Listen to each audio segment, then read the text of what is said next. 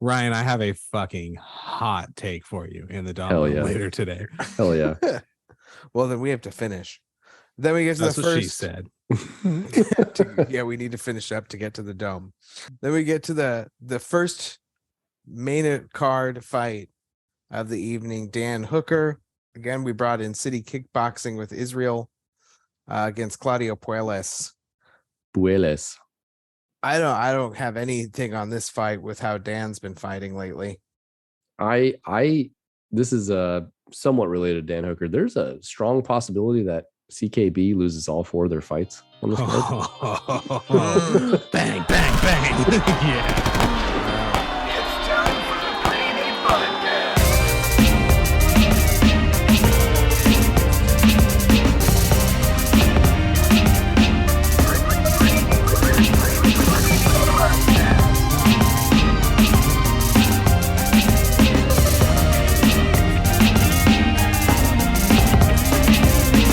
It's time for the Pretty Neat Podcast.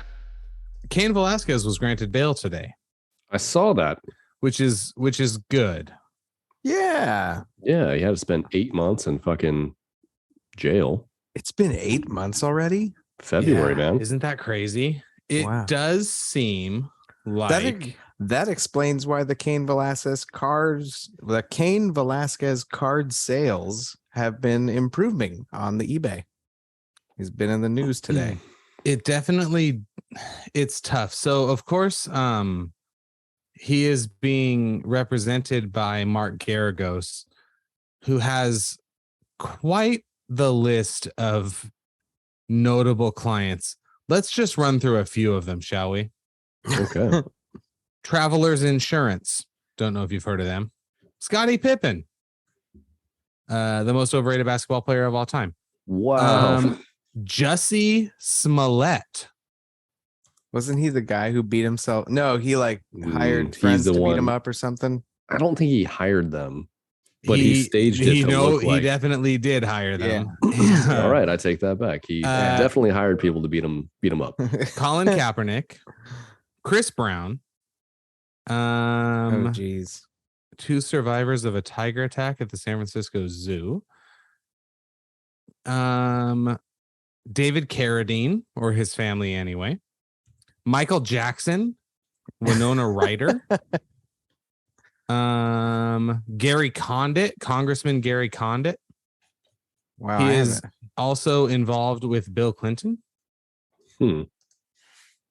No, well, sort of. Sorry. He represented Susan McDonald, who was convicted in the Whitewater scandal, who was a business partner of former President William, is it J. Clinton?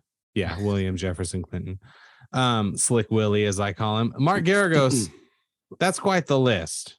So from what I heard is people were saying he wasn't going to be able to get out. And then just the other day, I heard on a podcast that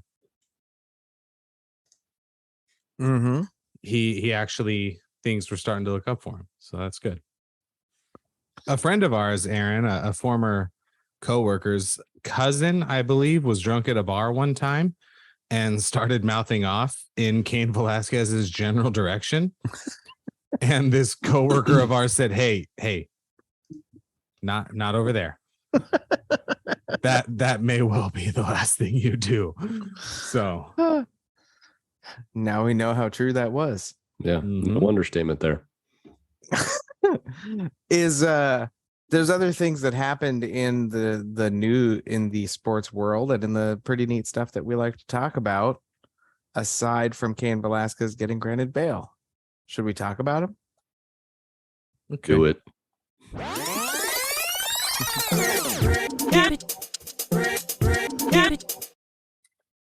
Wasn't there like a world Super Bowl, world champion cup, baseball? Yes, baseball. Houston, right?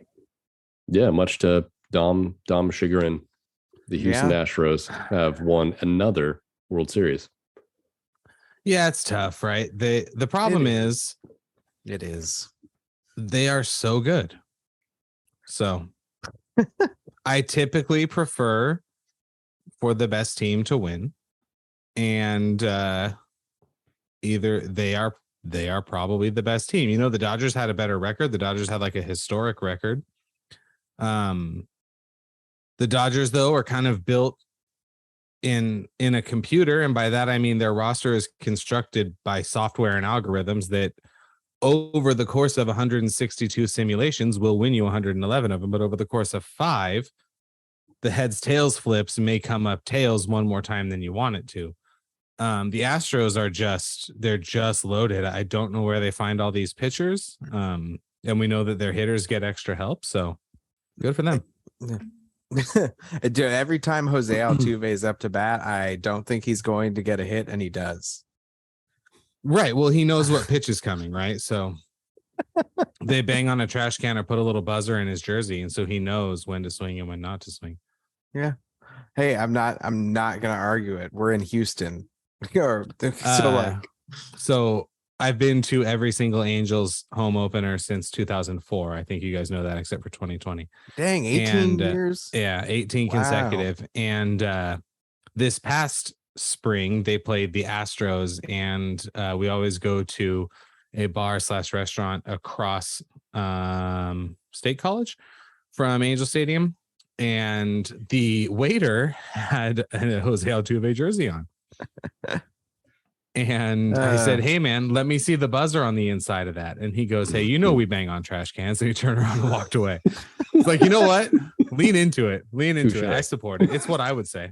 Mm-hmm. Yeah, we don't do that anymore. We just bang on trash cans. We just bang on trash cans. That's awesome. Now they can like synchronize it to the boos against Ted Cruz in the crowd. I saw that was in the news local today of the parade through Houston, you know, celebrating how it changes to booze once his part of the motorcade came around. That was funny. Related to this, Aaron Judge free agency, right? I mean, he's probably staying with the Yankees. It would probably make the most sense. They'll probably offer him the most money. But I've heard a lot of rumors about LA and San Francisco. Mm-hmm. And it would be insane, like ludicrous for the Dodgers to be like, yeah, we just signed Aaron Judge. It'd be nuts. I think that would be insane for the Dodgers. The Dodgers will only do it if it's a like 3-year deal worth, I don't know, $50 million a season. Like they'll overpay per year to not have to commit to it 7, 8, 10, 12, 13 years for him. And that's kind of the way that's going to go if he's going to go to the Dodgers. I don't think teams will want to give him a max. Well, I mean, there is no max. I don't think teams are going to want to give him a very long-term deal. Cut to 6 weeks from now when the Angels give him 25 years and $784 million.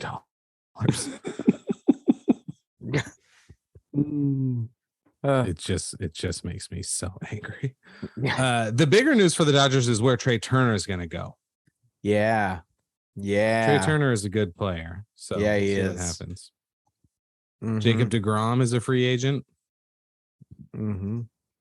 He's on the Mets, right? Yes. Yeah. Oh. He is the very best pitcher on earth. So it'll be interesting to see what happens.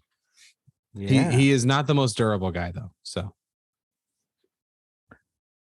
I'm looking at the football standings then, since baseball's over. No, we can just skip right over those. Why has this season just not been panning out based on what you thought would happen or what you want to happen? Because it seems to me that your projections have been pretty on the spot. Yeah, for most of the teams, that's for sure not the Jets.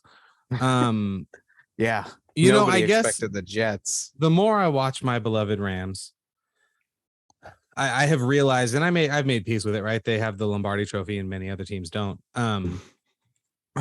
Let's look at the list of teams that don't have them so I can feel better about myself. There's 2 versions of this Rams team. One of them is 3-5. It's the version we've seen. The other version is 5-3. And scratched out wins against Dallas and Tampa, which they should have beat Tampa on Sunday. So it's a it's a 2-game swing. They weren't going to beat San Francisco either time. They weren't going to beat Buffalo. They weren't going to beat whoever else they lost to. So it is what it is. Those are teams that just haven't made it to the Super Bowl, which are right. We can say that Cleveland Browns, the Jaguars, the Texans, and the Lions. Lions. There's more teams that haven't won it though. Oh, that's correct. The Chargers being one of them. Unless you count the 1963 AFL championship, which we don't. And we don't. The Browns technically have 8 championships, but no Lombardis. Mm-hmm. Yeah. Yeah. I remember for like a season when I was quite into football as a youth, being super into the Packers because they were the first champions.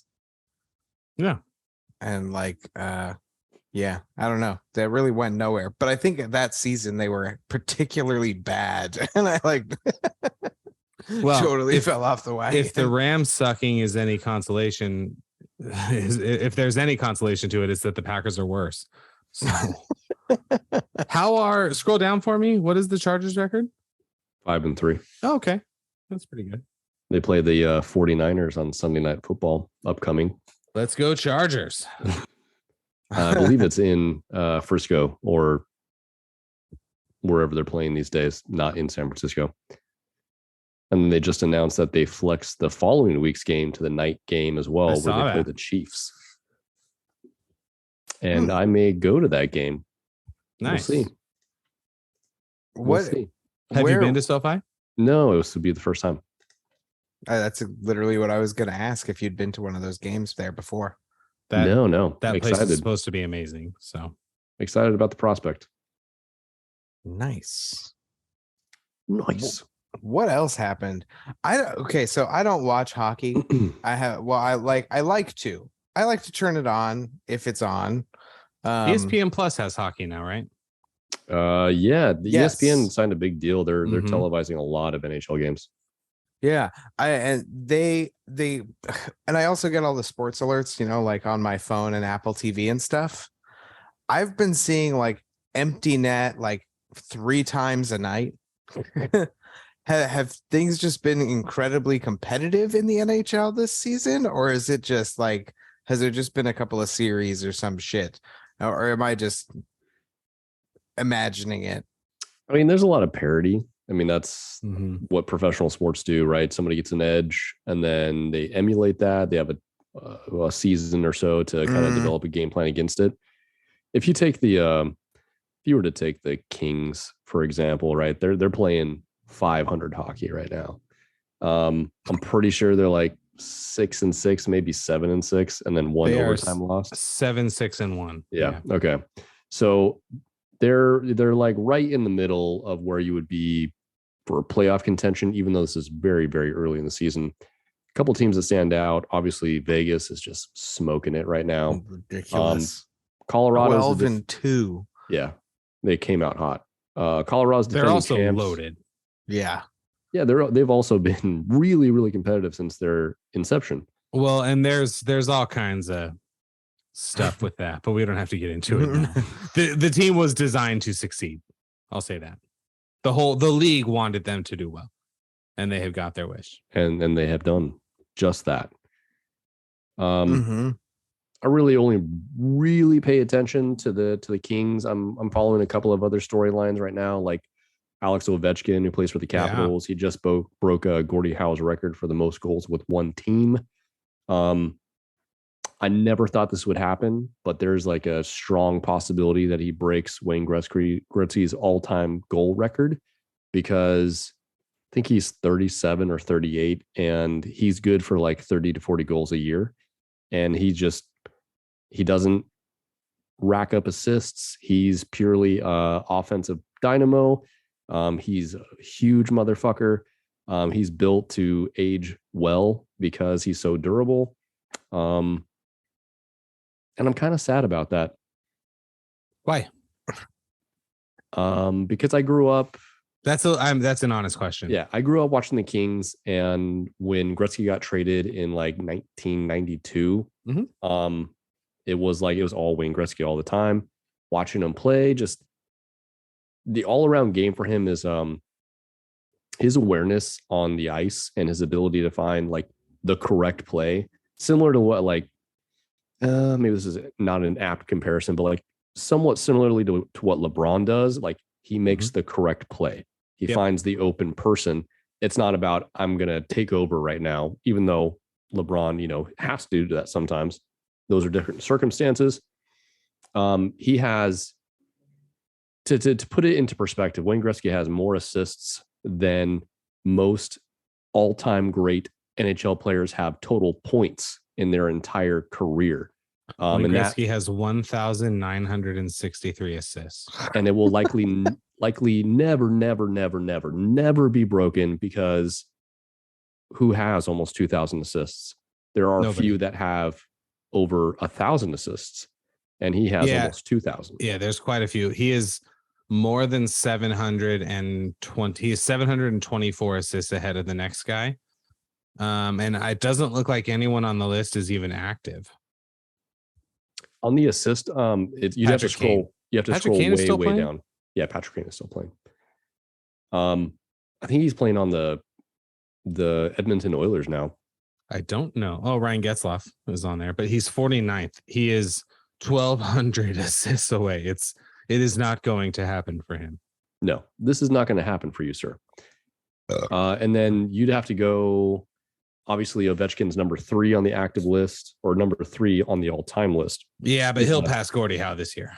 He'll pass Gordie Howe, and then it'll probably be a year or two, just depending on how many goals he scores this year. He is 106 away. Like it's just an inevitability. It's almost like watching LeBron. Like, yeah, he's going to break the scoring record this year. It's just a matter of how many games. Which is, I was just going to say, a lot of times in the sports conversations, I'm specifically talking to Aaron because Ryan, I know you know this. There's a couple of records that are, and no, I'm not talking down to you. It's just the way it is. That is the fact. A couple of records that are considered unassailable, and the real deep sports cut people will always point to Wayne Gretzky's goals and assists and total points as like, there's no point in even trying because he's so far ahead of everybody else. And Ovechkin just fucking plugging away, man. Stud too. I think it was 1993 or 1992 the San Jose Sharks were introduced to the league. Is that right? The Sharks? Yeah. Because I want to say that 91. Thank you. Yeah. That was I remember that season pretty vividly, and Mighty Ducks came out the year after that, 2 years after that, and that of course drove the love there too. But really, I'm into hockey because of Casey Jones, and there is no greater hockey player than Casey Jones. Who is Casey Jones? Casey Jones, right? He had a one-time fling with April O'Neil. Yeah, very brief. Hung out with some oh my god, some Ninja Turtles of the I don't actually like the Ninja Turtles. We've talked about this. Yes, right? we did talk about this. Yeah, I don't like the Ninja Turtles, so I didn't catch that reference. I thought it was who's the guy that shoots the knuckle puck? I like him. Oh man, Keenan.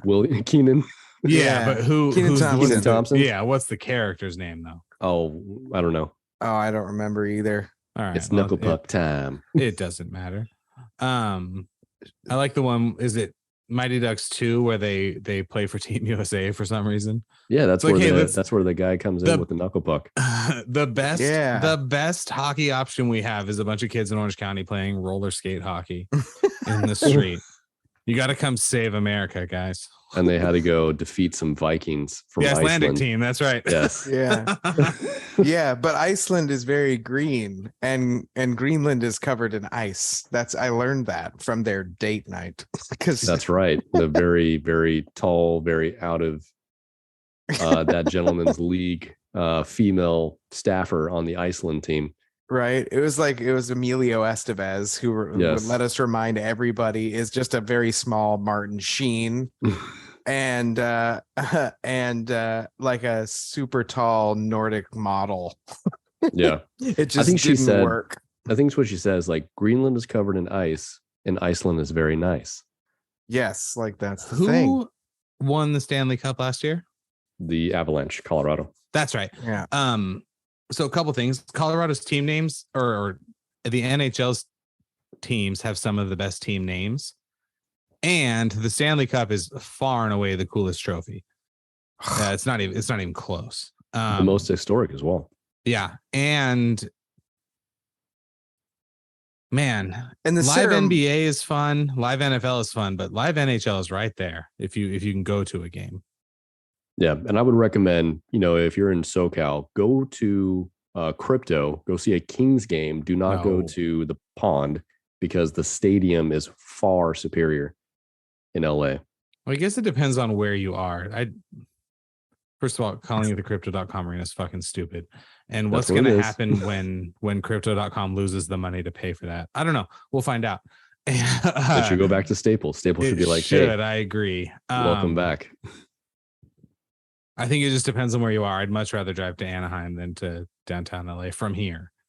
The drive, okay, is one thing. If you're talking about the experience in the arena, No, Yeah. it's not even close. you're saying I'd rather drive to Anaheim. Okay, I would also rather drive to Anaheim. However, if you want to have the best type of NHL experience, you're going to crypto.com and you're getting in the premium seats where you have your own server. My parents, fun fact, were at the very first ever event held in that arena. Really? Yeah. At Why, when it was Staples? When it was Staples. Hmm. Do you know who it was? Taylor Swift? Celine Dion. No and no. Prince. Bruce Springsteen. Ah, Okay. man, The that was my boss. next guess. After Peter Frampton.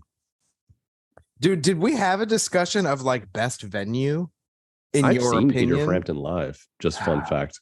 It's Yeah, hard because I have not I have not been to enough venues to tell you.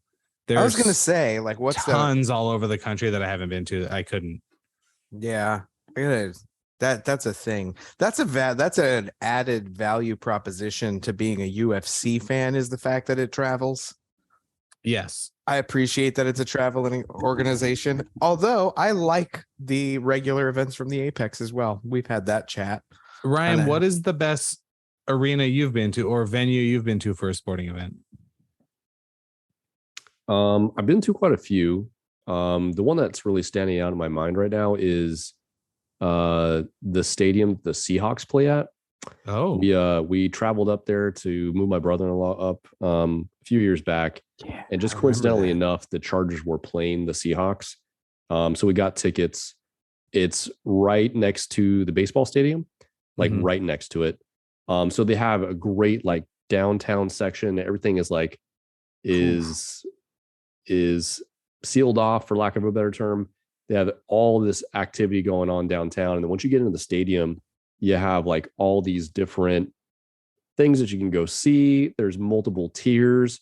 The vending was like far superior to what I was more accustomed to, which was Qualcomm in San Diego when it was still in existence, sure. which was just, the shittiest of the shit.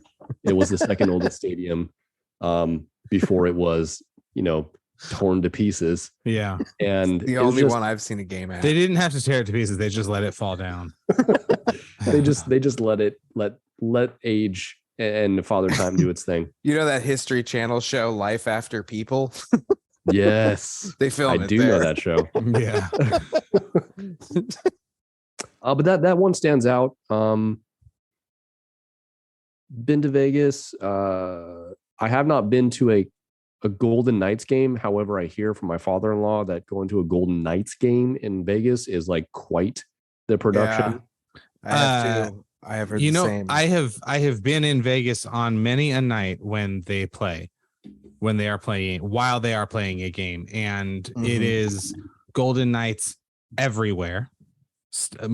shirts, hats, whatever. Yeah. Everything is all golden nighted out. The problem is the tickets have always been about double what I'm willing to spend to see them play the Florida Panthers on a random Wednesday or something. So I've always not done it.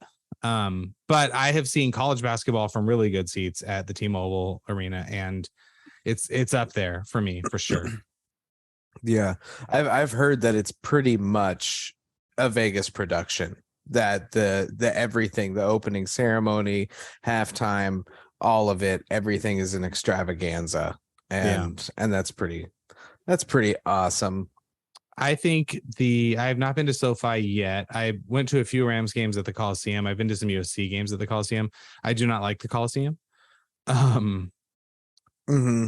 The best venue I've been to, it's tough. Citi Field in New York is nice. I was outside of Old Yankee Stadium once. I didn't get to go in because it was December. You know what? State Farm Arena, State Farm Stadium, whatever they call it, where the Arizona Cardinals play. I saw a Rams Cardinals game there. Actually, I'm pretty sure I had COVID in very late 2019 and went because I didn't know what was going on. And I may in fact be patient zero, but that's for another day. That stadium is very, very nice. I'm a big fan of that one. Yeah.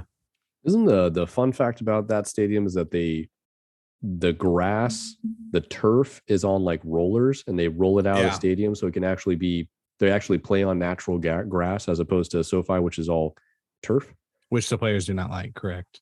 Yeah. Did you see what the NFL came out with today? No. They said their data analytics state that it's the same rate of injury, whether on grass or turf. Interesting. This is also the league that says that concussions are not a thing. Oh. I don't know what you're talking about. This guy is just a little dizzy. You know what? I think American Airlines Center in Dallas. I've been there twice now, and both times great experiences.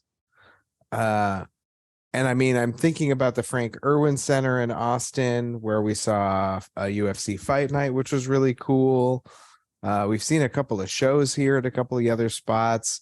I saw a Charger Viking game at Qualcomm when I was younger. Been to a number of baseball games, and but none really. That's a good one, dude. Petco. That's a good stadium. Petco is right up there for sure. Yeah, and baseball parks are like, they're kind of in a different thing, but American Airlines Center, the seats we had were just like more comfortable than other places, you know.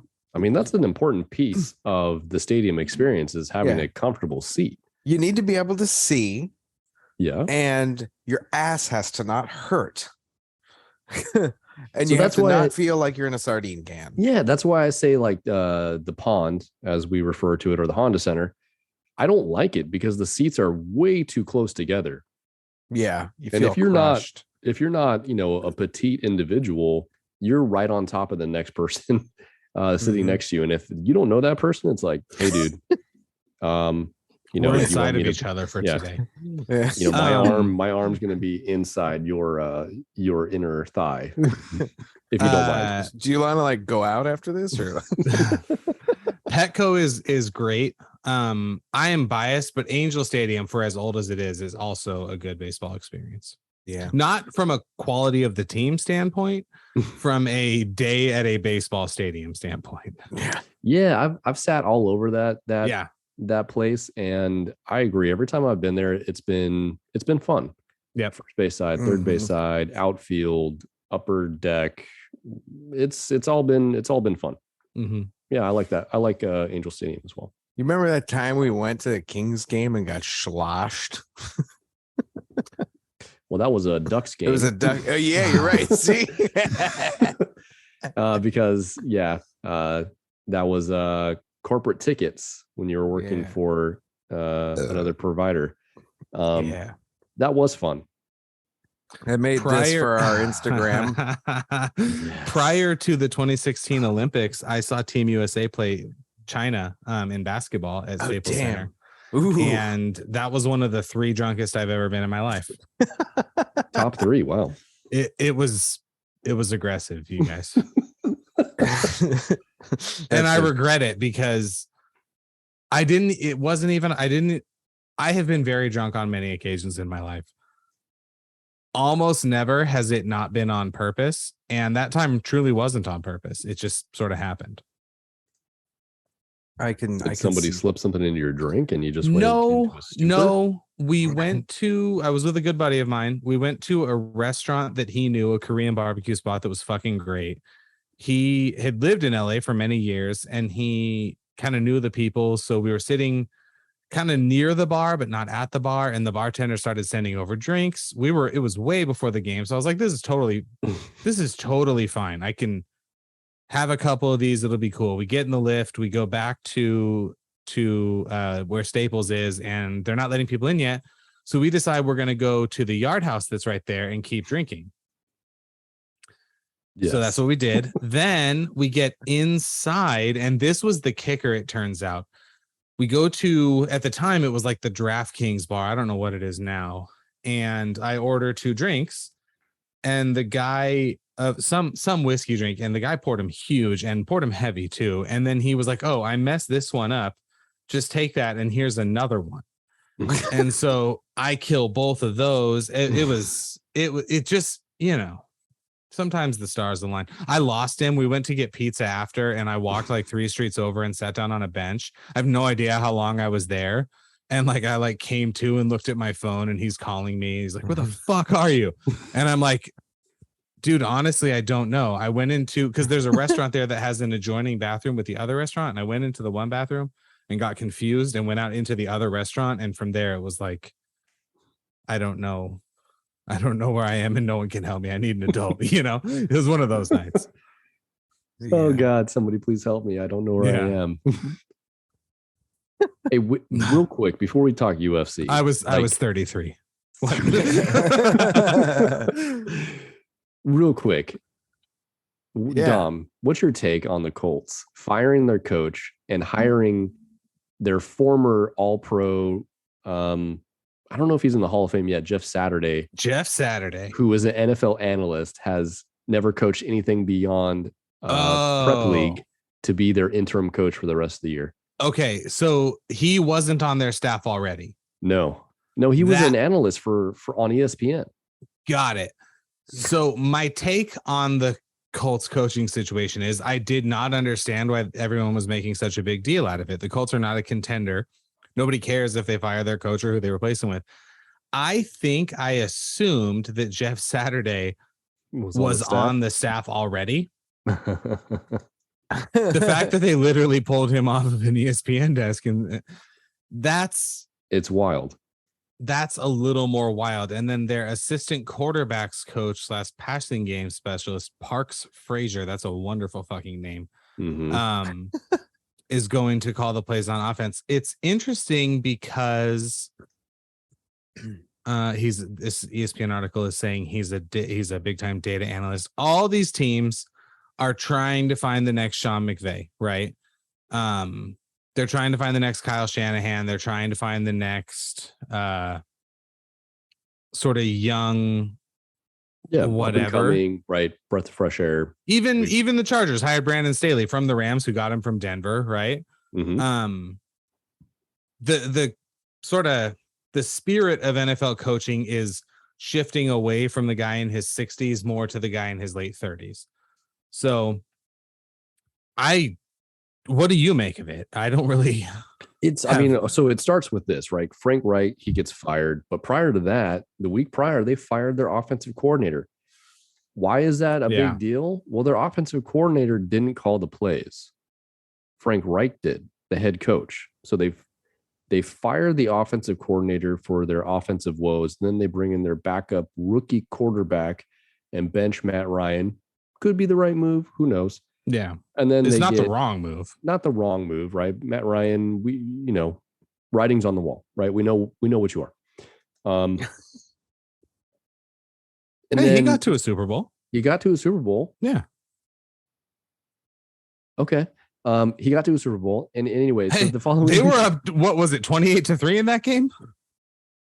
I mean, it was the most epic of letdowns, of And- epic failures. And a mutual friend of Aaron and I's can corroborate this story. He was over at my house watching. Not Aaron, this friend of ours was over at my house watching the game with me and my dad and my brother. And I'm a Tom Brady fan. I was a bigger Tom Brady fan at the time. He's, recently run into some trouble, but I'm not going to abandon him.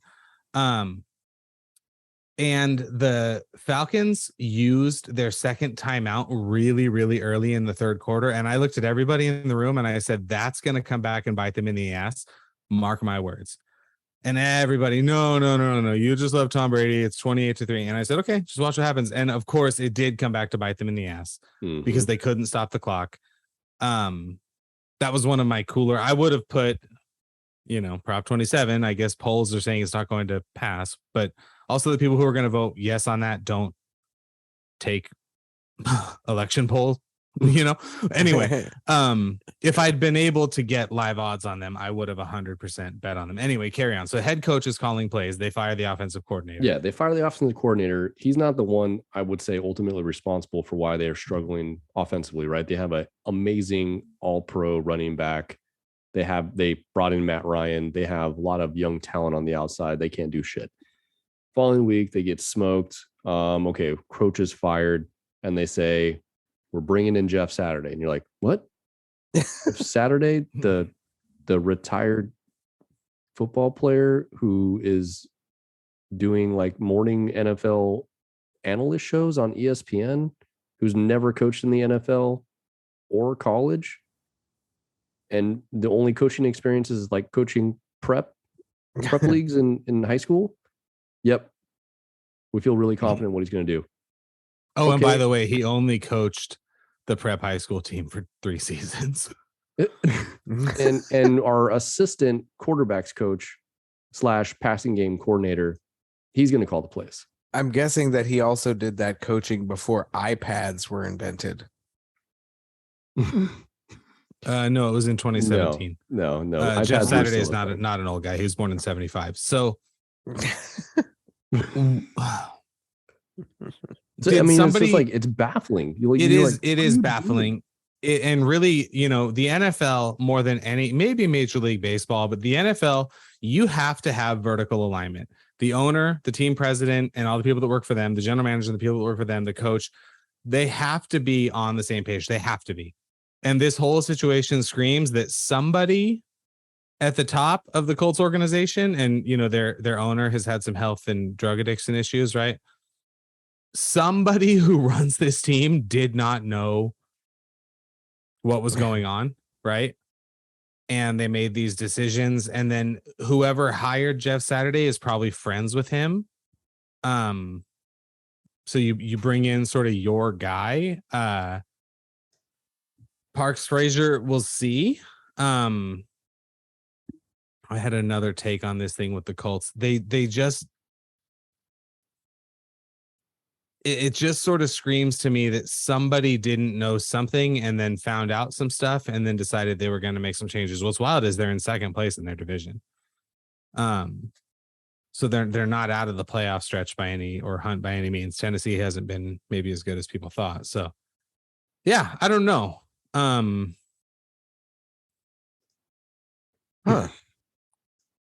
It is weird. It's just one of the strangest things you're going to see in the NFL, where to go so off script with, this is who we're bringing in to coach the rest of the year. Somebody who's not even on the staff. Essentially, it's just like, it's a call to fans almost, like, yeah, we're bringing in one of our guys. One of our guys, right? A life Colt, right? A lifer, all pro, known for his toughness.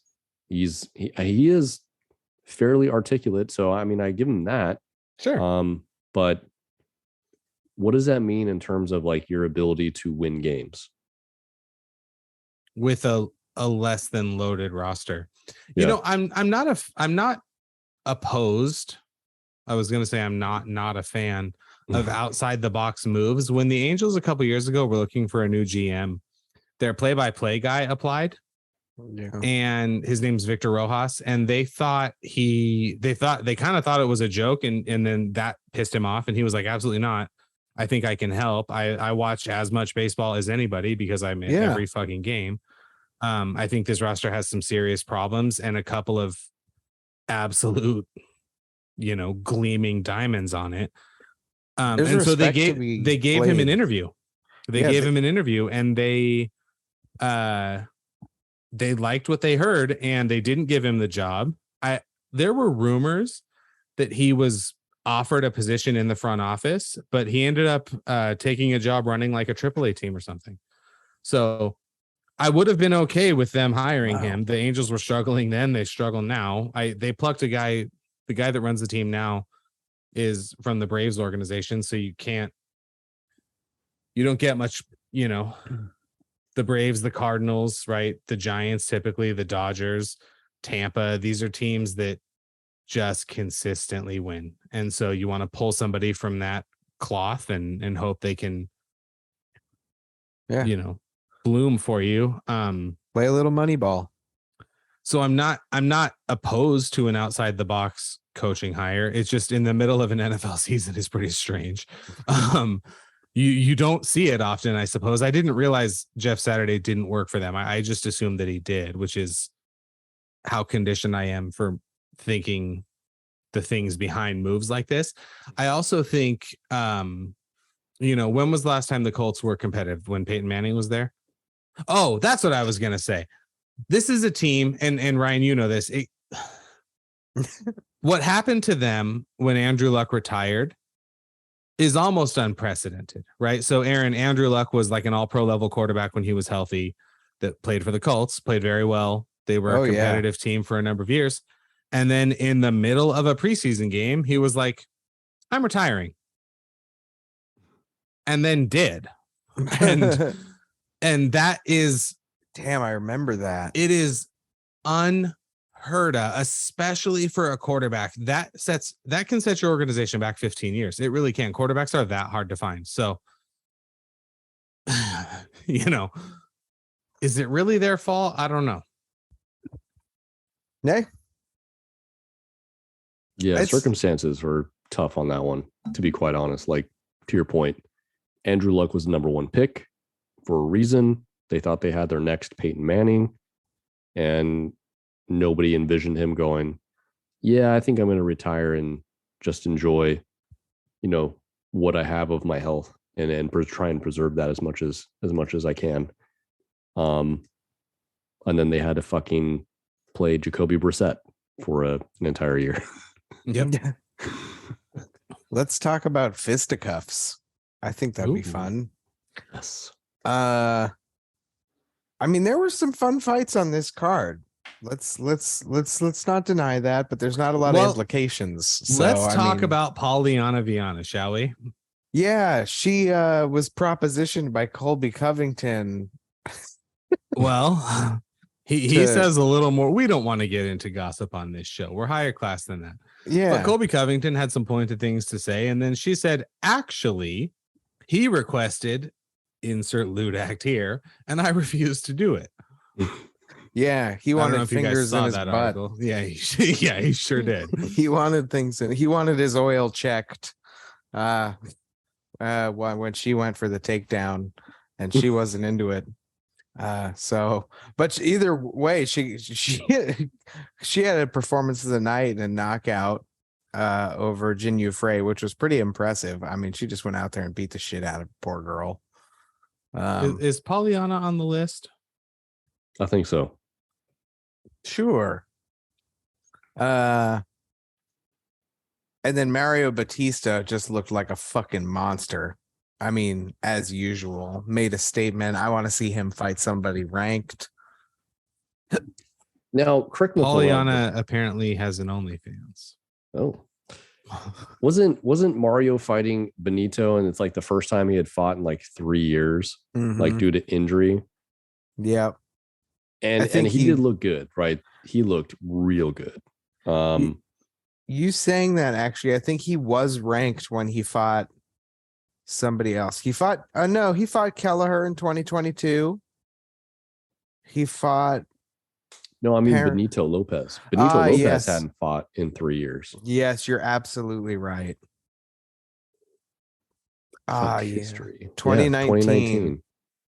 And he might have been approaching rank when that happened, but Mario just clobbered him. I mean, he didn't have anything. Yeah, he ran him over. Benito Lopez needs to do some decline chest presses. Miranda Maverick won decision. It was close, but she won. Back in the win column for her. Yeah, right. After a couple of losses, Grant Dawson kind of shocked me. I didn't know if he was going to be able to withstand the pressure that Mark Madsen brought, but Grant Dawson snuffed that shit. Yeah, as you said on the day, right? Super impressed the way he was able to just nullify what Mark Madsen was doing. And you're absolutely correct. He ate him up. Yeah, everything he was trying to do, he just turned it around. He controlled it. He controlled every aspect. Yeah, super impressive. And Grant, correct me if I'm wrong, I get Grant Dawson and Jimmy Crute mixed up. He looks Jimmy like Chase Crute's Sherman a light and heavyweight. Wellington Thurman. Oh, I know. They're definitely different people, but I just I get them mixed up. So I'm sorry if I do that. Dawson, I thought had been knocked out at some point, but I'm thinking of somebody else.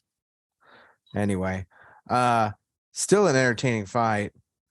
And now the Tagir Ulanbekov and Nate Maness fight. Mm-hmm. It went how everybody kind of said it was going. And you have the Iron Turtle, who won via TKO against Derek Minner. So That's let's not talk the about Iron that Turtle. one. But That's that not the Iron fight, Turtle. Oh yeah, you're right. That's not Shyalan Nierdenbike, not that. But this fight has to be talked about. Yes, it does. There's some. This is crazy. Do you want to elaborate on this, on what's going on with this fight? Because it's Are you cool. talking to me? Yeah. I will do it as best I can, and either of you feel free to, and in fact, please do jump in. So I always understood sports betting to have some sort of overseer. And I have, in fact, told people who are not familiar with it, like someone like me couldn't just walk up and plunk 50 grand down on some random fight without it raising a flag. Mm-hmm. And then I spent and continue to spend a lot of time at sports books. And I started to wonder, maybe that doesn't actually happen, because a lot of people bet on a lot of games. But no, it definitely does happen.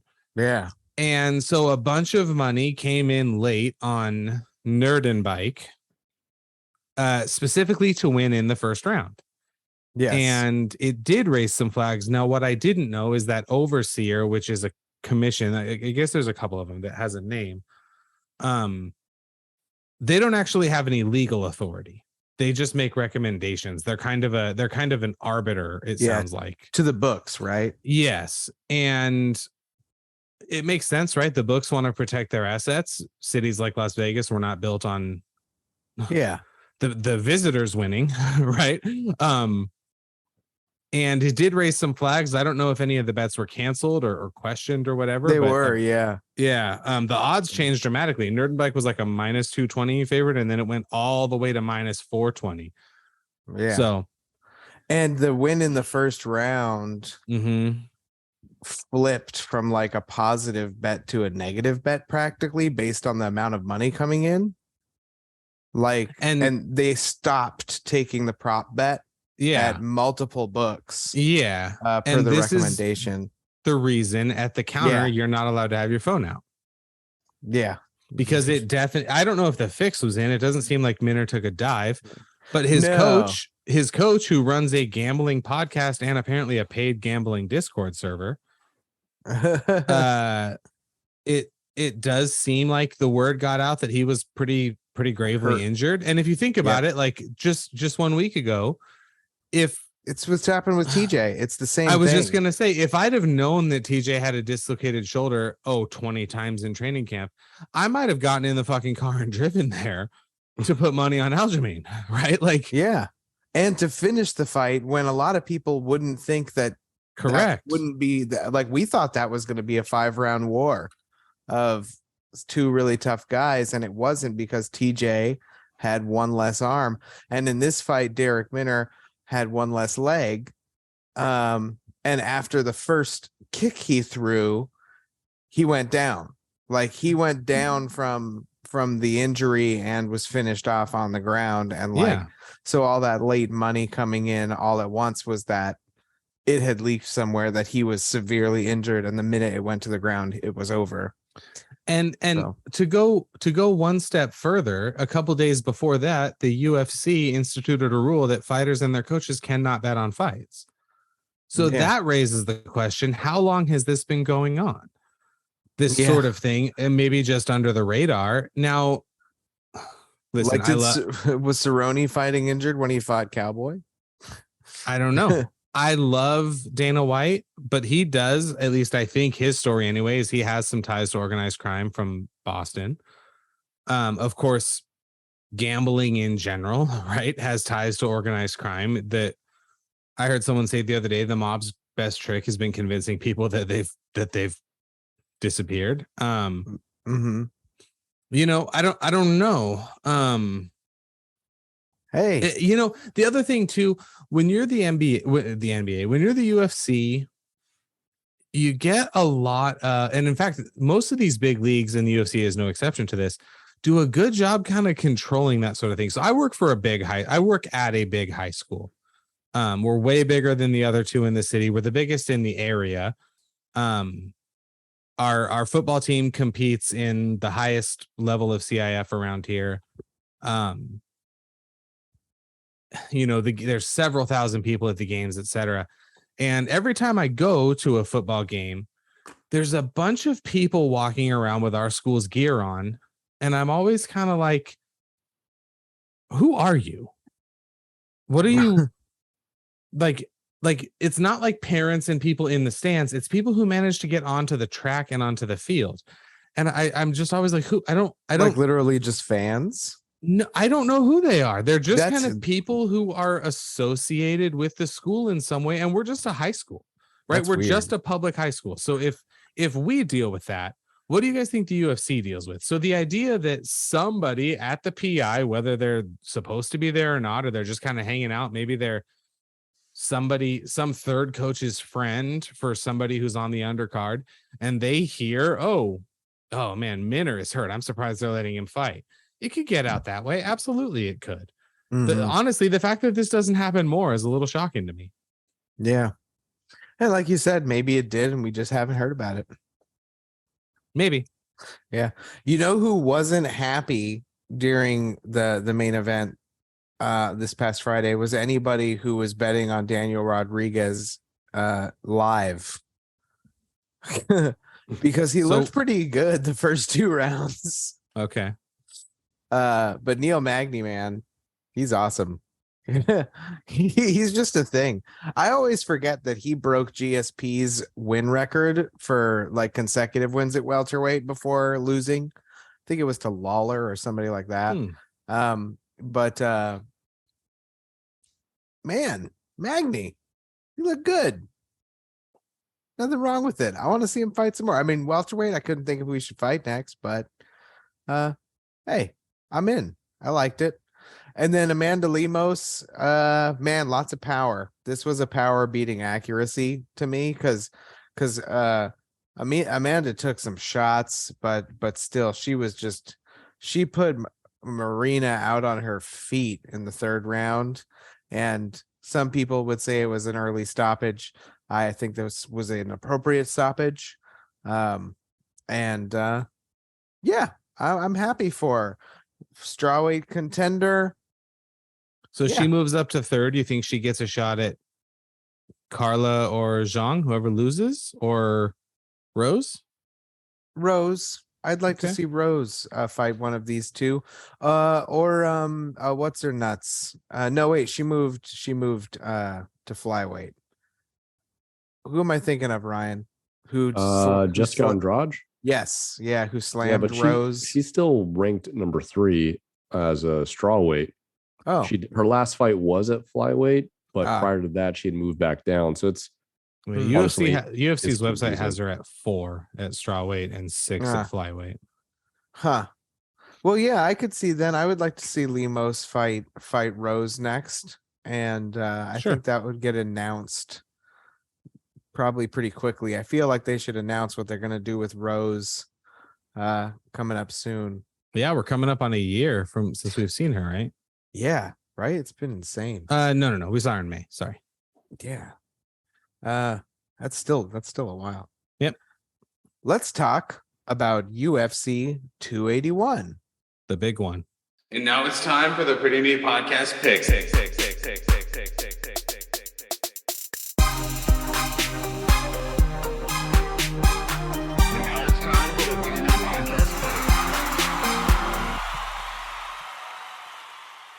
Where do we Decision begin, gentlemen? 2022. Where do we begin?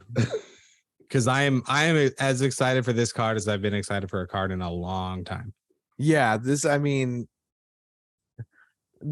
UFC 281. I mean, Madison Square Garden. I love early prelims. It's you know? early. I like early prelims. Give me a card before the prelims. Mm-hmm. Yeah. And I mean, Carolina Kowalkiewicz is going to be exciting. Come on, let's go. You just skipped 3 fights. Did I? Oh my God, I didn't scroll far enough. Oh, there's so many fights on here. Wow. The fight opens with Carlos, the model we talked about from City Kickboxing, Olberg. Yep. Mm-hmm. Now Olberg is the guy who won his fight at the Apex and then like 20 minutes later was in somebody else's corner, right? I think after he won, or he was in the back, warming them up. He went and did like some training rounds. Yeah. Monster. And he had that crazy knockout in Njeku. Kennedy and Njeku knocked him out. And a lot of people thought Olberg was going to win that fight. And I think Olberg would probably win if they ran it back. Man. Julio Arce, Montel Jackson. I think Montel fought fairly recently. Montel Jackson, part of my running 90s themed R&B UFC fighter group. Mm-hmm. Yeah. Mm-hmm. Montel Jackson, Trevin Giles. There's one other one. There's one other one in there. Oh, he beat JP Bays. That's right. Yeah, he did. That's who he beat. Yeah, we're Cheyenne Velismus fans at this show. Damn right. Is that the Sung title Woo holder Choi? of the Yep, list. Sung Woo Choi. Taking a break from his time with BTS. Damn, dude. Got him. Yeah, Got he him. is. Fight Michael Trezano. Coin flip. Carolina. When did we last see Carolina? She She's won an it ATT fighter. She finally June. got back in the win column against Felice Herrig. Yeah, after 4 tough losses, but 3 of those are pretty decent name fighters. So Yeah, I mean, and Jessica Penne is on the downside of her career. but the other 3, that's the Karate Hottie, Yan Xiaonan, that's a good one. Alexa Jan Grasso. Alexa and- Grasso. yeah. And yeah, so yeah, I'm glad she did get back in the win column. I'd like to see what she's gonna do here. If her boxing is on point, I think she really does have a good chance against the Argentinian Silvana Gomez Juarez. And then Matt the Steamroller Frivola, who we last saw in person in that fucking wild multi-knockdown first round with Genaro Valdez. Remember that? Yeah. Mhm. That was a brawl. That was nuts. It was good to see him come back though after the 10-second fight with Terrence McKinney. Terrence McKinney is a beast. Yeah. I like When Matt is he Frivola. coming? Oh, wait. Never mind. I still think Matt Frivola looks like Baby Dylan when he was Baby Dylan. But Baby Dylan is not a baby anymore. He's a man. Then you get into the regular prelims, which start at 4 p.m. PST. Is that right? Yeah. No, this is Central, so that would be 5 p.m. for Yeah, you 5 guys. p.m. Yep. And I mean, Andre Petrosky and Wellington Turman, like right off the bat, is a great fight. Fuck Wellington Turman for the eye pokes on Sam Alvey. Yeah. Hey, you're right about that. But this slate of prelims is better than the last two fight nights. Yeah. So, for what that's worth. You're definitely not wrong. That's for sure. I'm having a hard time trying to understand why Aaron Blanchfield is a minus 380 against Molly McCann. So I heard this described yesterday as a very tough matchup for Meatball. Why? I don't know. Who described it that way? No free shout outs on this show. It was another Okay. show. I'm not gonna knock it, and we'll see if she needs Patty. Patty will be there, I'm sure, rooting, or at least in her corner. I have been preparing for you to say that all day, and I am just so angry. Why? Because it does not matter if Patty Pimblett is in her corner. That has zero effect on this fight. Hey, maybe they're best friends. It doesn't matter. Yeah, it didn't hurt Khabib when his dad wasn't there. I want to look at Aaron Blanchfield's record. Yeah, let's see her I'm- fight history. I am so over the Patty Pimblett experience. All right, so Ooh, like you know- JJ Aldridge is not that good. She beat Miranda Maverick. See, now that's interesting because Maverick's kind of a thinker. So I wonder if they are concerned about the step up in competition for Molly. Because she That really could be. hasn't fought anyone. Yeah, she just broke into the top 15. I mean, she's Yeah. ranked what? She's ranked number 15. yeah, Anna Goldie, okay, that's a name. that Carolina fight. Yeah, was you're the right. spinning You're right, elbow, right? Dom. Yeah, you're right, Dom. There's like, okay, the competition is now taking a huge step up with Aaron Blanchfield.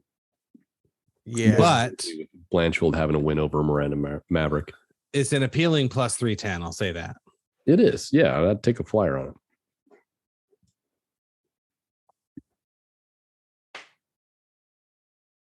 Now, who knows how that's going to go? Word is that McCann's taking this fight camp very seriously.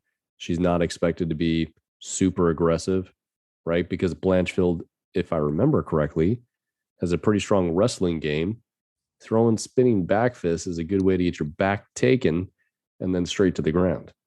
Blanchfield is a jiu-jitsu specialist. All right. Well, For- even more reason. for a Mhm. second, I thought that Procopio was the same person as Blanchfield, but with the pictures flipped, and it was really bothering me. Oh, you know what? Yeah. They do look really similar. It was creepy. It was weird. It was freaking me out a little bit. Yeah. Shit. Okay. So we're still in the prelims and we're not at the main prelim yet. And then we Wild. get light heavyweight number 7, Dominic the Dominator Reyes, who also is the Dominator Cruz. They both are the Dominator. He's fighting Ryan Spann. Is he Superman Spann? Is that his He nickname? is Superman Span. Yeah. And he's the tattoo. There it is.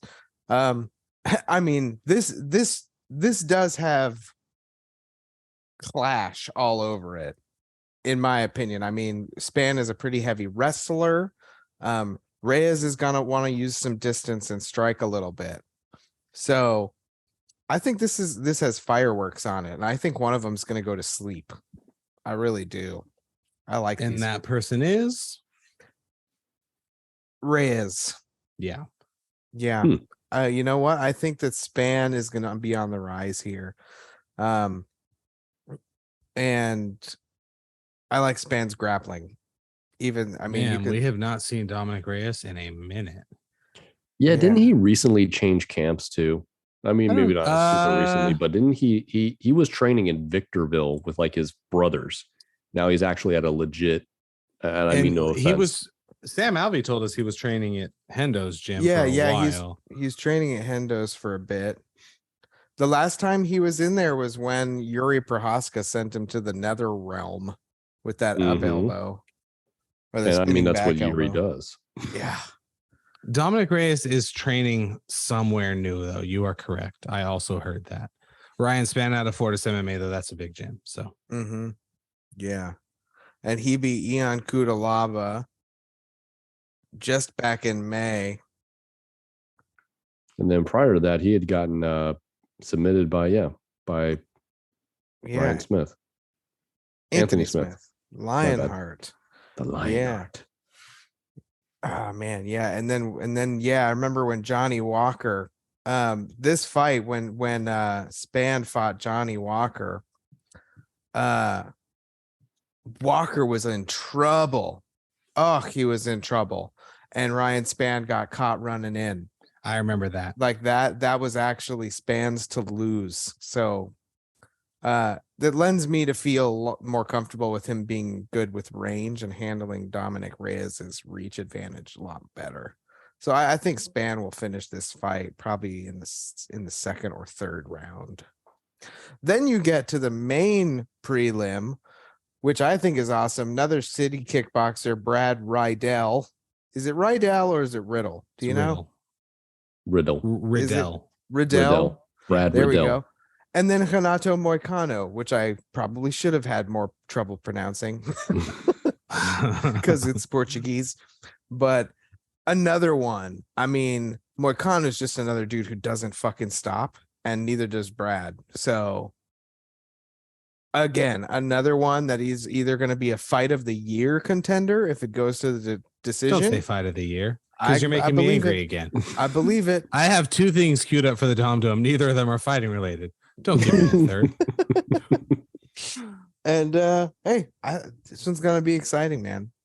I think I'm really stoked on it. Ryan, I have a fucking hot take for you in the Dom Hell Dome yeah. later today. Hell yeah.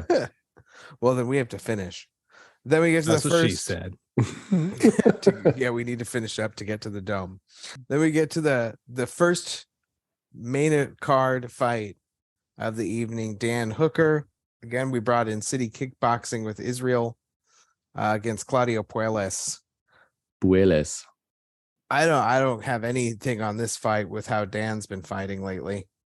This is somewhat related to Dan Hooker. There's a strong possibility that CKB loses all 4 of their fights on this card. Bang, bang, bang. Yeah. I mean, Wow. it's not Mm-hmm. it's not crazy to think about, but No, it is not. you got Olberg. Olberg, who is fighting another 205er, and that's Nicholas Negumerano is somebody who's going to bang as well. Could definitely lose. He could definitely lose. And then the next one up is Brad Riddell. He's an underdog facing Hanato. Brad Riddell, very tough. Mm-hmm. Hanato's going to want to take it to the ground. Yep. He'll have a definitive edge there. Especially off his back. Oh yeah, I could see a finish in that. And then Dan Hooker, just God bless him, man. He's a man without he's a man without a weight division. We like Dan Hooker. We do. We love Hooker. We really do. We love Hooker, but he's not at this point in time, he's not big enough to fight at lightweight and be able to withstand really strong grapplers. And that featherweight, he kills himself and makes himself way more vulnerable to damage. Yeah. Yeah. If there was like a 150, he'd be a real problem. Right. Mm-hmm. And then I feel bad for Frankie Edgar, but he's just going to get dog walked in this fight. The hope is they can just wrestle for 3 rounds, right? Yeah. It really is. The hope is it's a hard decision, and maybe he'll get a split. I love me some Frankie. I love the fact that, it's like, what do you love to do, right? When you're not fighting, it's like eat pizza, right? Come on, man. Is that what he said? Yeah. He said it in previous interviews. He loves, fighting at bantamweight.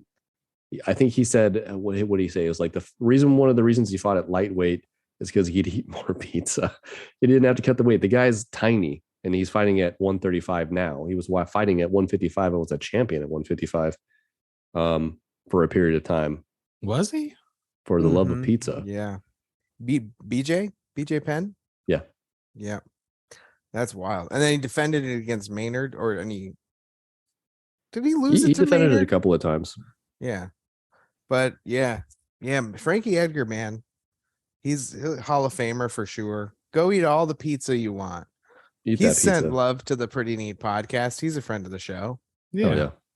Oh, yeah. Beauty. That'll be a nice send off, a good Phoenix on. Then we get into the three main events of Just- the evening because there really are three. Let's talk about women's strawweight first because it is the Sure. least compelling, Sure. Champion Carla Esparza. and that is Getting no shot at either of destroyed. them. You're fine with that. It's not as compelling. She's gonna get obliterated by Zhang Weili, and this is not gonna go to a decision. Why are there no odds on this? I don't know. Let's see if they're on ESPN Fight has her, Odds. which is Caesar's minus 360 minus- for Zhang. Okay. Yeah. Yeah. I definitely don't think this goes the distance. Look at that. Bet Any Sports shows her at a minus 480. That's ridiculous. Yeah. And I bet the props on it too, or it does not go the distance. Fight ends in a draw, plus 66. Well, yeah, goes the distance plus 130. Is that There you go. So Yeah. Damn. there it is. So that and you know what? That's what I would think. But and that's I mean, what do you do? What else after that? I mean, there's not even a lot to really Well- go off of. We talked about Rose and Lemos. So, well, I think the story with Zhang now is the video of her picking up Francis. yeah, which- there's some other stuff of her on Embedded. You were was not pretty that cool. impressed by Dom. I am not. No, I She single don't- legged him.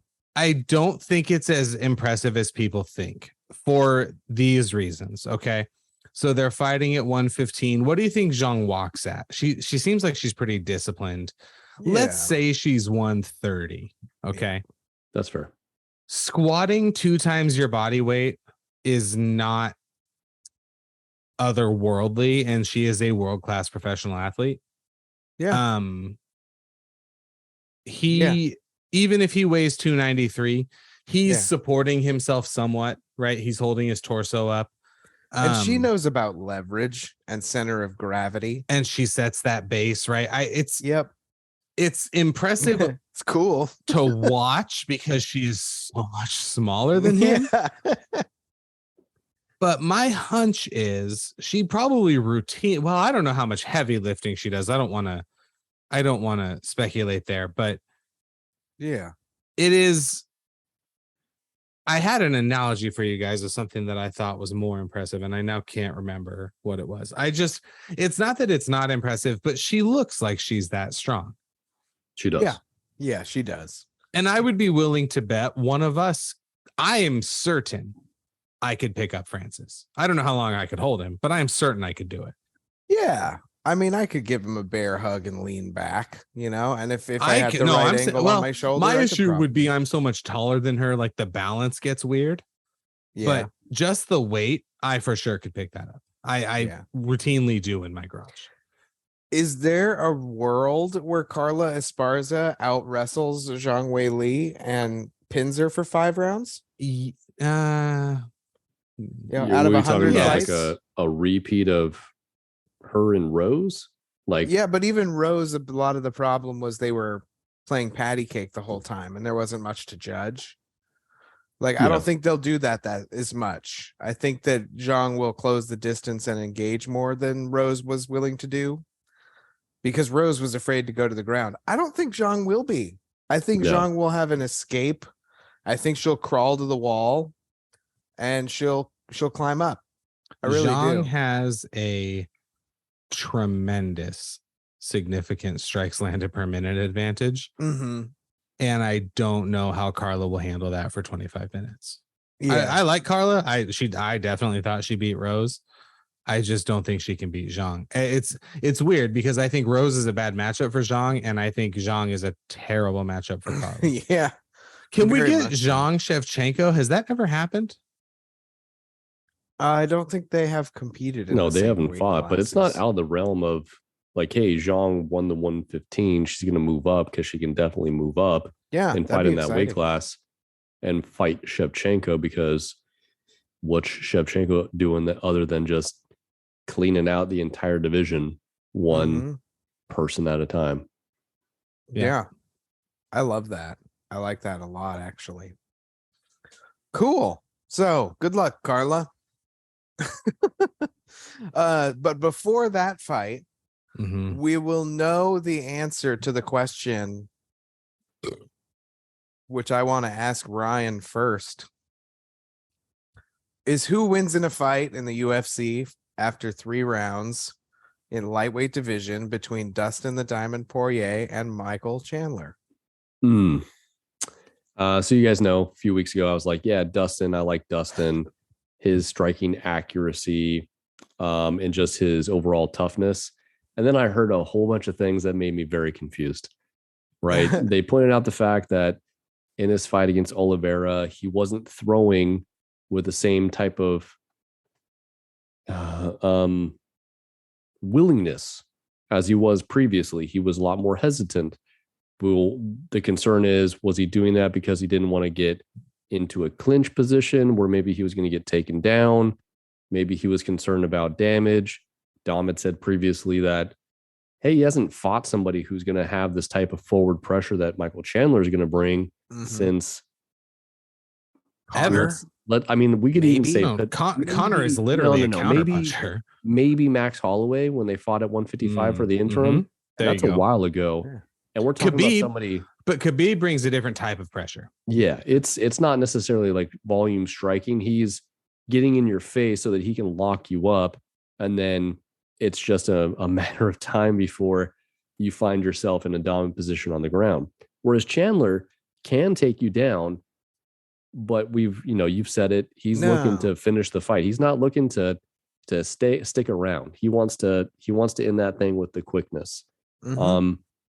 And the difference between Chandler and Holloway is that Holloway beats you with volume, right? Overwhelming volume breaks you down to where you cannot withstand any more of that punishment. Whereas Chandler could end it in a couple 2-3 punch succession. Chandler hits like a fucking Mack truck. Yeah, and he really does. Everything that Chandler's done since he's come to the UFC, he said he was going to do. And that's the way he comes out. He's super aggressive. He's super disciplined with how he approaches things in terms of his preparation, not necessarily his fighting when he gets into the fight. He can be a little wild at times. We saw that in the Gaethje fight. But now, like, I just feel like Chandler's he's gonna put it on him, and he's gonna put it on him in the first round. And I don't know if Dustin can withstand the initial onslaught to gather his wits about him to get out of that first round or survive that initial flurry to where he could put his style of fighting on him with, if Chandler's got a good gas tank, but, he has slowed down in the second and third rounds, notably again, the Gaethje fight, they were dog tired in the third round and they're still trying to knock each other's heads off. Yeah, but that'll happen in this too. If it goes that far, if it goes that far, I think I would give Poirier has a better chance of winning this fight by finish the later the fight goes. But if this goes to a decision, I think Michael Chandler will probably show enough in the first 2 rounds. Like, I do think that Chandler will win the damage battle. He'll win the damage battle. And I'm leaning with you, Ryan. Like, I think Chandler will take it early or by UD. And I'm thinking Chandler does it early. Yeah. Stoppage, TKO. Yeah. Violent. It'll be, they'll exchange. Super violent. Yeah. They can both take a shot, but how many is the question? And it's more of a gut feeling. I haven't seen Dustin really come out with a really type of dogged determination to press the issue early in the fights. He's a little bit more measured. And that's definitely not the case that Chandler has shown in all of his UFC fights. No, he wants to go out. He wants to put on a show. He wants to be the star, and he wants to do backflips and call people out and get rich. And I want that for him too, especially if he does it. So a lot of people, to Ryan's point, like around the UFC, are concerned for Dustin in this fight. It's hard. I'm such a Michael Chandler fan. It's hard to not be biased. I think if Poirier wins, he withstands an onslaught in the first round and connects with a clean shot in the second. I don't see a version of this fight going to decision, but Chandler went to decision with Gaethje. Yeah. I can't not remember who it was. One fighter was on it might have been Dan Hooker. Basically was like Chandler brings that action from the second they say go, and Poirier is gonna have trouble with that. There's also been some questions. Is Poirier super locked into this anymore? In the interviews in Embedded, he's as much hot sauce promoting as he is talking about fighting. So and we'll see. I've been wrong about Khabib. calls like this before, but there was Conor and Khabib before. Also, like they were personal, like in a lot of ways. It almost feels like Dustin's window has closed, which is maybe not fair to say because he's second in lightweight, and you could make a simple argument that he should be fighting Makhachev next for the title. Yeah, that is not outlandish to say at all. But Charles Oliveira does not bring the same style that Chandler does by any stretch. Conor McGregor is literally a defensive counterpuncher. Yeah, but he opened hot against Poirier. He opened with kicks. In the first one, for sure. In the first one, he almost stopped him. Yeah, and in the second fight, and in the second one, Conor almost submitted him. Yeah, Conor got aggressive with him. Like Conor put him down first. Conor put Dustin on his back.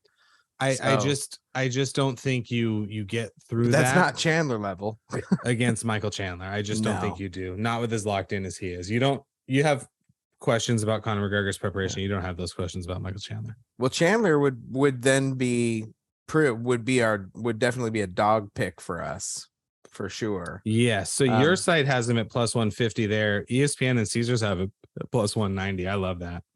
Yeah. And I'm looking at fightodds.io. Most of them have Chandler at plus 80 or higher, except for my bookie. Okay. Man, that's going to be a fun fight. But yeah, Chandler, it looks like who we're leaning towards on the likelihood. So when it's close though, I don't think any of us would be surprised if Poirier wins. Not at all. Not at all. So when you're making the pretty neat parlay, maybe leave this one off. But if you are going to do something, do the pretty neat parlay with Chandler and Zhang Weili and then make your decision on what to do with City Kickboxers, like Izzy. Maybe there's a case for just running two parlays, one where CKB wins and one where they lose. maybe let's just hope they don't have much jet lag, and they're already here according to Embedded. So they're in Jersey. Yeah. Oh man. Well, let's look at the main event then, which is a non-MMA rematch between Israel Adesanya and Alex Pereira. Alex Pereira defeated Israel Adesanya in those two previous kickboxing bouts. The first time by a close decision that a lot of people think Israel actually won. The second time after a knockout that was a very similar punch to the one that Alex Pereira caught Sean Strickland with in his last fight. So, I mean, Dom, you like Alex Pereira in this, yes? So, yeah, initially, like 2 seconds after the Strickland fight, I jumped on the Alex Pereira train. Okay. And I'm not saying I'm off of it. Okay. It'll be interesting. So I heard a similar argument for Adesanya this week that people, and the three of us included, were making for Charles Oliveira. That Makhachev, Oliveira has been in the bright lights. He's seen everything. I mean, you look at the list of guys Oliveira beat before that Makhachev fight. That's one of the best runs in UFC history. Yep. And then Makhachev made it look easy. Yep. Which none of us thought would happen, but a lot of UFC people did think would happen. All of Makhachev's coaches said Oliveira is actually like an easy fight for him, just stylistically, right? Okay, fine. The argument I heard was Pereira has little to no MMA experience solving the Israel Adesanya puzzle at MSG. I keep fucking at MSG, the bright lights, the UFC's biggest star, probably on the other side of the cage. The issue is Alex Pereira knows what it's like to be in a ring with Israel Adesanya. Yeah. And it's very not much. like Stylebender is suddenly going to be like, you know what I'm going to start doing is shooting double legs. Like that's not going to happen. So the argument that I've heard is, and I tend to agree, is if Stylebender stays back and plays patty cake with him and makes Pereira come towards him, Stylebender finishes him late in the fight. If Stylebender gets a little too confident, he catches that left or right and goes to sleep. I don't know what I think is going to happen. I would bet on Pereira to stop him because that's where the value is. I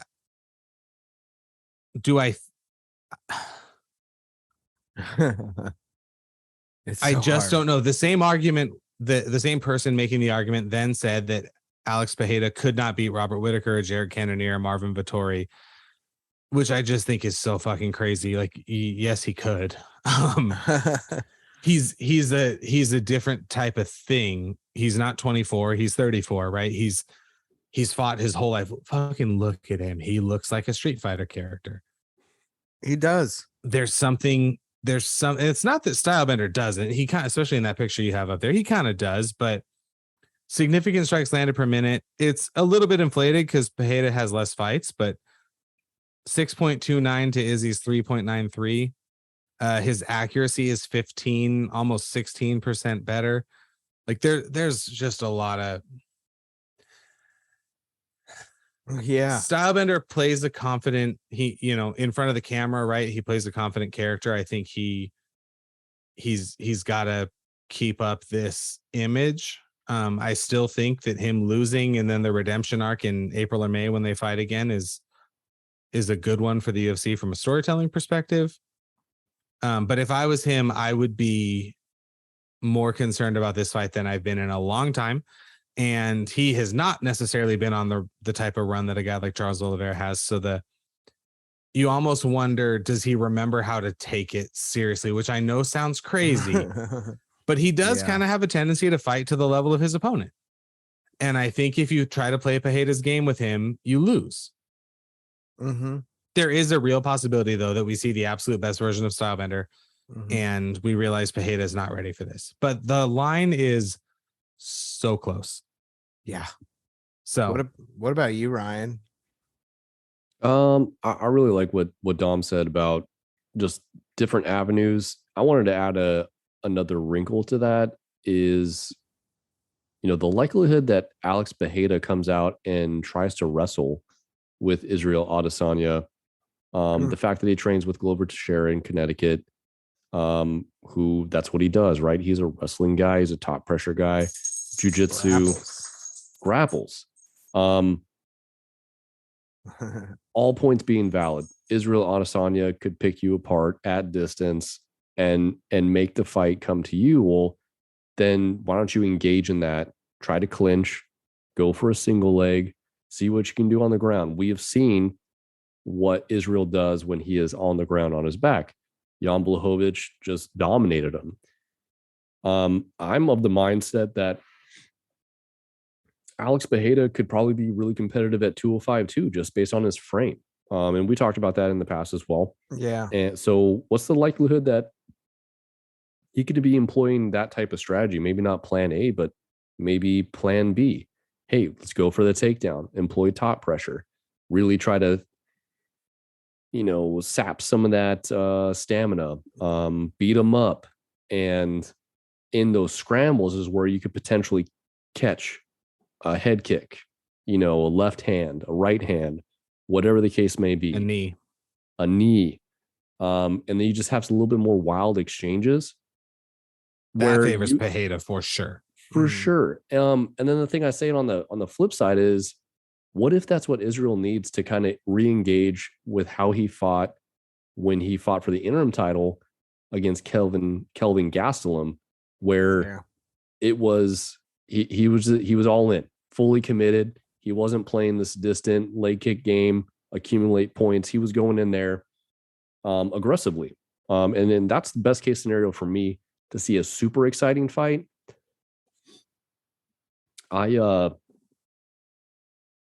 I changed my course on this, and I think Alex Pereira could get the victory in this one.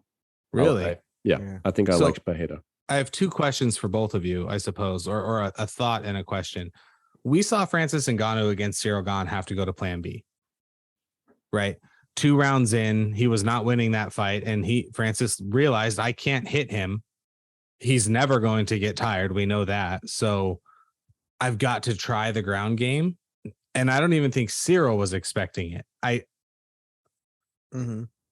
Alex Pereira's been training with Glover Teixeira. Is about as good on the ground as it gets. Yeah, So to Ryan's point, that might be the plan.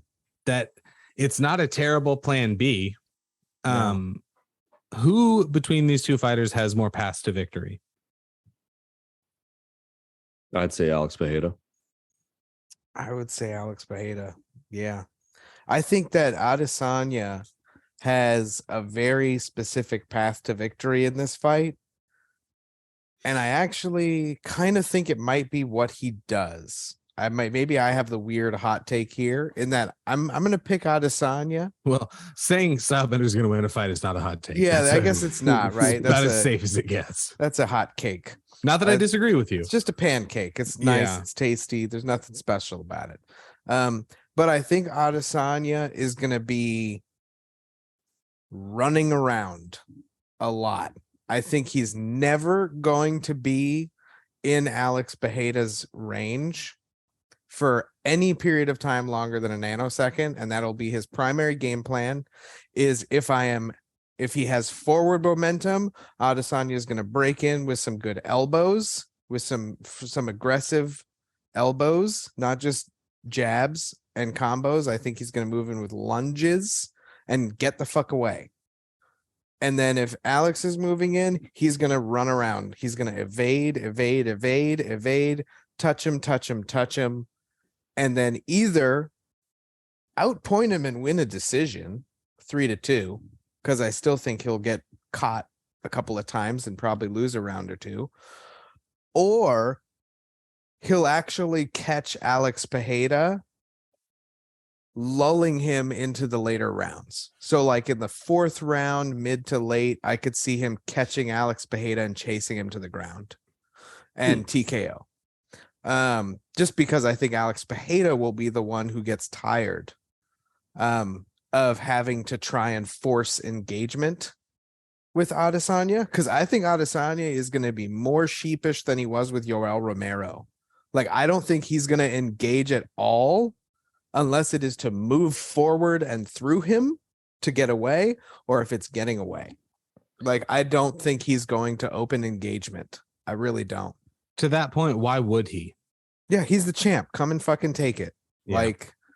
Like I'm going to dance around and I'm going to pop you in the face with my jab. And if you don't knock me out, I'm going to take the belt. And I don't think Alex Pereira is going in here for a point fight. He's going in there to finish Adesanya somehow. And doing it on the ground is a reasonable way. I could see him going for like a Von Flute choke or something like that. Or copying Alexei Oleinik, like with that old man strength and just doing a constrictor type thing. I definitely could see that version of this fight. The problem is the Kamaru Usman, Leon Edwards, right? Comparison where 25 minutes is a long fucking time, and Pereira has 2 hands and 2 legs that can knock you out. And I don't know that Stylebender can stop Pereira. Maybe he can. I don't know. I would not be surprised if he plays the distance game and just outpoints him. And smart way to do it. Why not?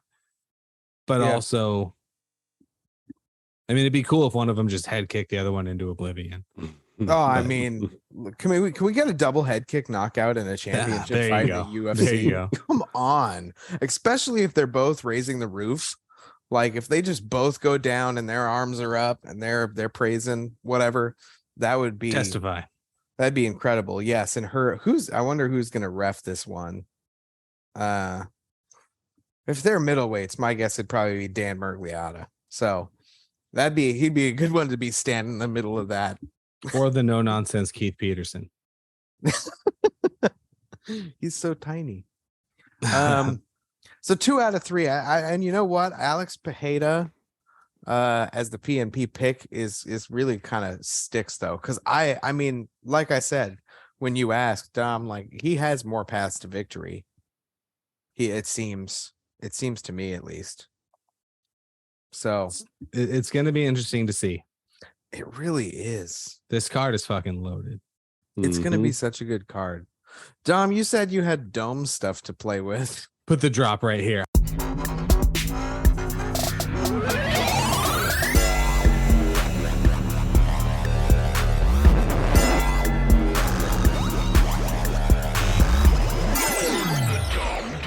So last week we took the whole day. We went to Disneyland and started in California Adventure because they closed early. It was great. We get to Disneyland and I'm like, oh, this is cool. My daughter, she's 7, hit an absolute wall. So we get her lunch, not acting like herself. Well, she had a fever, has an ear infection. We had to leave. Not great. So we are going back on Thursdays, no school Friday, after work, and we'll be there probably till pretty close to when they close. And it got me thinking, Mr. Ryan, I think I read an article where somebody argued this, and I think I agree with them. You're gonna be annoyed. I think that Avengers Campus is better than Galaxy's Edge. Well, what's your initial reaction? I mean, my initial visceral reaction was like, that's fucking bullshit. Right. Like There it is. Galaxy's Edge is way fucking better. How dare you? The food is better, Where? right? All you have is Pim's Test Kitchen in Avengers And Campus. the shawarma. And shawarma, which is good. Yeah. Okay. Pim's Test Kitchen. Again, I'm not the biggest Disney food fan. That's probably the best. Yeah, the Ronto wraps no. are good. The Ronto wraps are good. Ronto wraps. You also have the other place. You have Blue Milk. You got the Toydarian Okay. Swirl, Okay. which has all the tahini and also sweet flavors. You have I don't Stick the like fuck the out of your swirl, mouth. but I understand why it's popular. Okay. The blue and green milk is good, but you have the Pingo Dolce, or however you say it, over at Dolce? Pim's Test Kitchen. Yeah, from the Hulk movies. Huh. You have better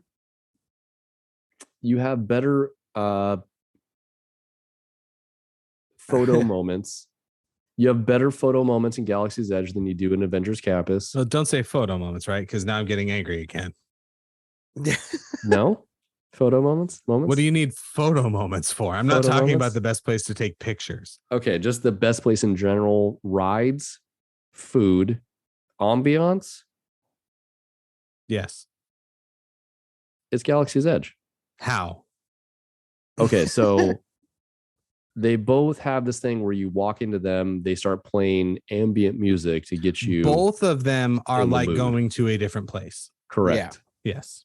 I would say that change is more pronounced in Galaxy's Edge because it's a little bit more Only because of where it's Sectioned off. physically located. correct. Whereas Avengers Campus is right in the middle of everything. It's still pretty open. Yeah. This may be more of a recency bias and people preferring Avengers Campus because it's newer It's than not that Galaxy's much newer Edge, though. but it is newer. Mm-hmm. I mean, I'd let's rather- I mean, it's I'd rather- actually technically years newer. They were just closed because of Yeah. COVID. So it's Mhm. you can't. I would rather ride. I mean, I don't know about the ride situation, but like, I would rather ride Smuggler's Run or Rise of the Resistance than Guardians. That's insane. Smuggler's Run is a joke. Not if you Smuggler's have good Run is people on dependent it. upon the people that go on it with you. That I But would That's- Rise of the which is Resistance better than fundamentally Guardians. flawed. with Marla and the Good Doctor in the engineer seats where you don't have to do any work. Just It pressing is buttons. the best thing ever, because if you're actually steering and you've got like people you know, The best That thing is about really Smuggler's fun. Run is waiting to get into the cockpit. The best thing about Smuggler's Run is how truly in the Millennium Falcon you feel, which is pretty Mhm. fucking cool. Mhm. And the little waiting area before you go into the cockpit is cool. And the animatronic is really cool of the character from the Clone Wars, whose name is Hondo Onaka. That's right, Hondo Onaka. Thank you. Okay, but the ride after that sucks.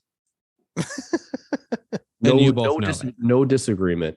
No, But you can't say that Guardians is better than Rise of the Resistance if we're including Okay. Guardians. I would never say that. Okay.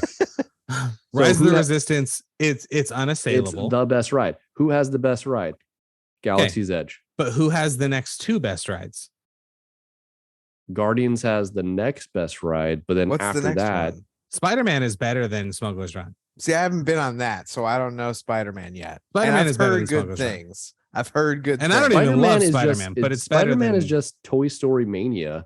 It's better But than Marvel. It's better than Smuggler's Run, though. Excuse me. But So from a rides perspective, it goes Rise of the Resistance, Mhm. Guardians, Spider-Man. Spider-Man, Smuggler's Run. and Smuggler's Run. Yes. But which one is No getting the disagreement. newer e-ticket sooner?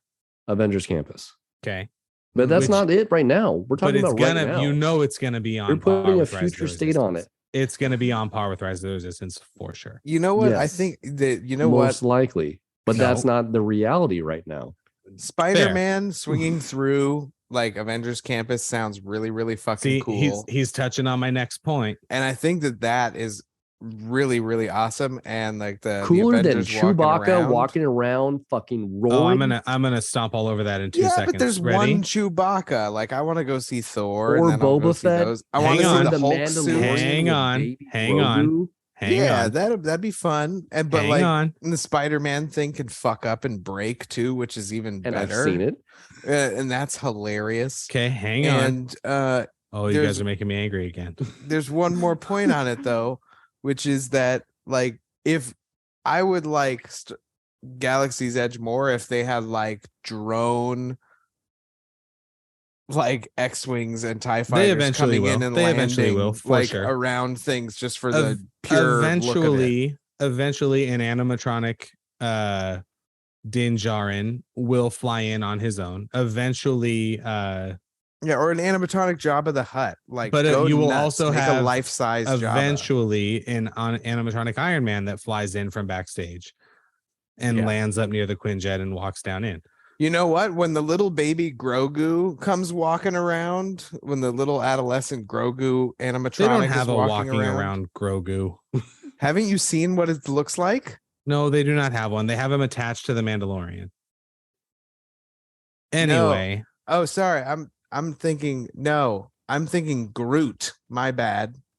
The tiny they have a Groot. Groot? Yeah, that's coming out. What? This is even more to my point. Yeah, so this will hard make it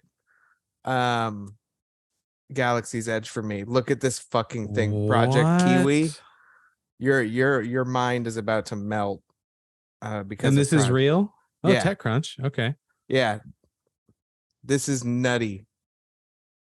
Cuz it's basically, you know, like the Boston Yeah, Dynamics type robot, Uh-huh. but nah. I thought you were gonna say it's Baby Groot. Like, yeah, I'm familiar. Look at him. Okay. Let me skip to when it gets good. Oh, no, it's right here. Cuz then they put the skin on the little I was gonna say, do they have it with the skin? They're like, Yep. this thing is $100,000. It can't fall over. Yeah, right. Oh yeah, there's the feet. Okay. Oh yep.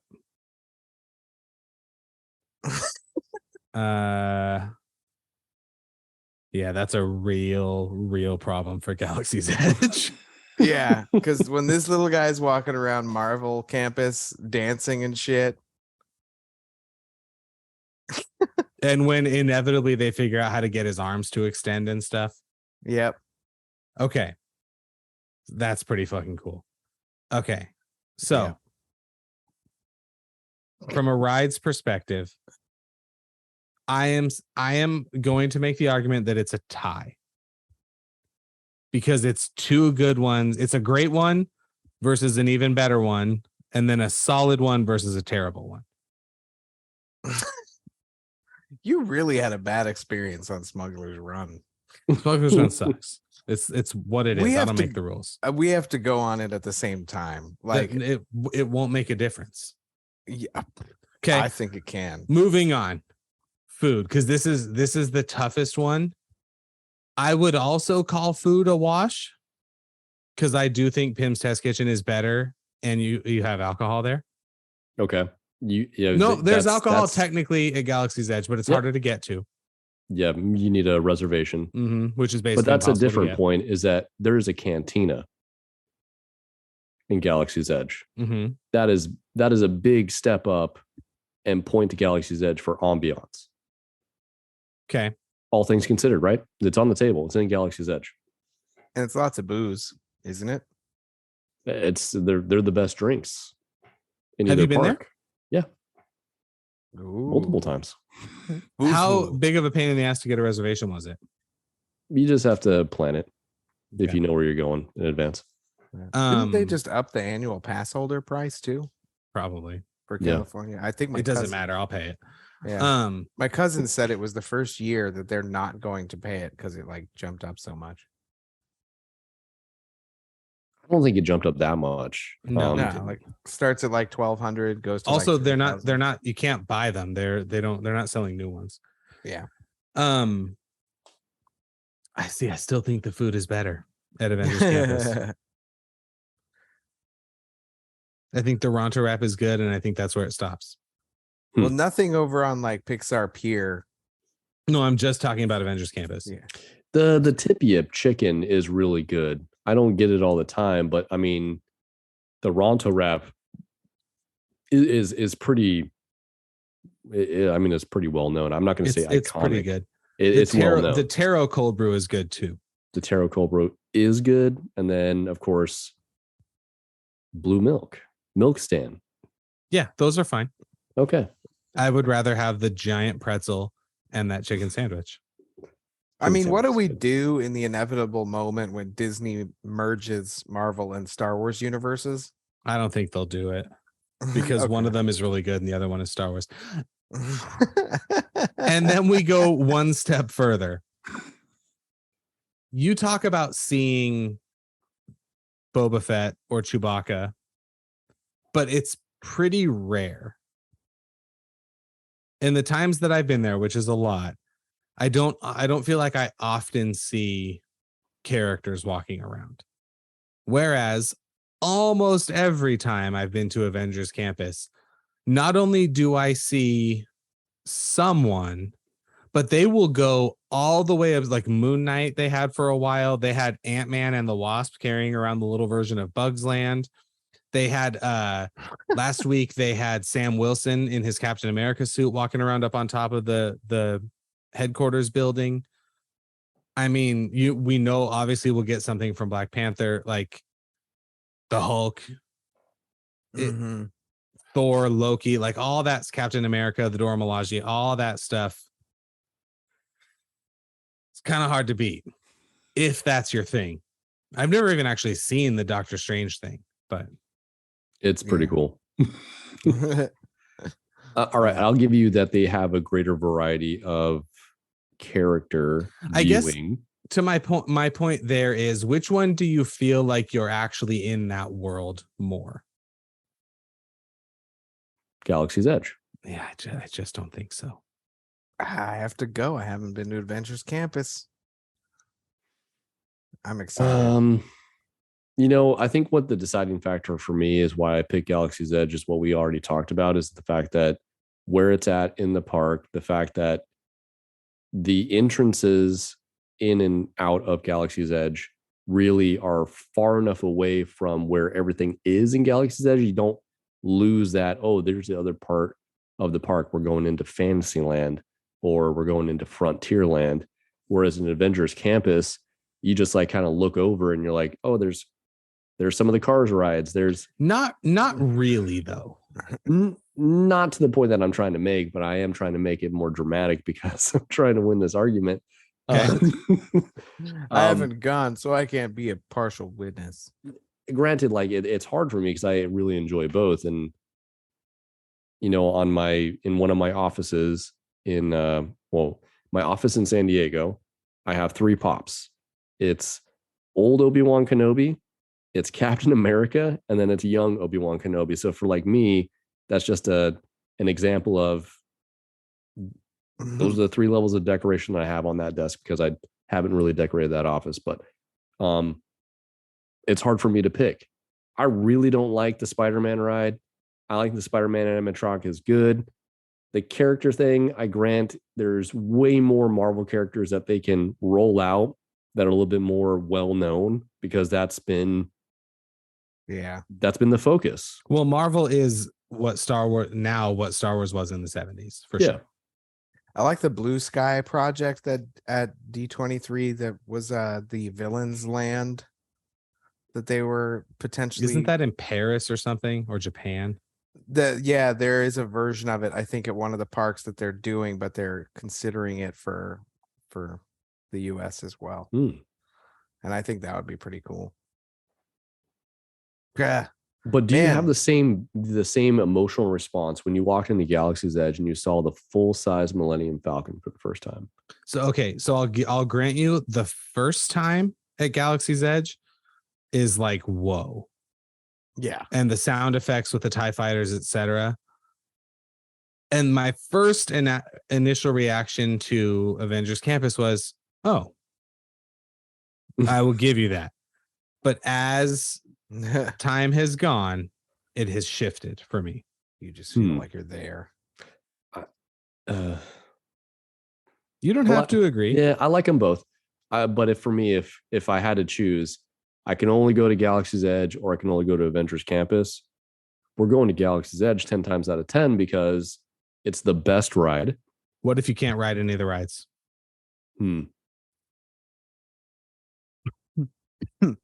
Ooh. Can't ride any of the rides. Yep, so they're then all we're closed. just talking about food and just the visual aspect of walking around in that quote unquote land. I'd go to Avengers Campus even though I haven't been there.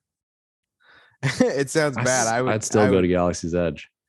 There's more to see. There's more places to hang out. It's bigger, physically bigger. That is true.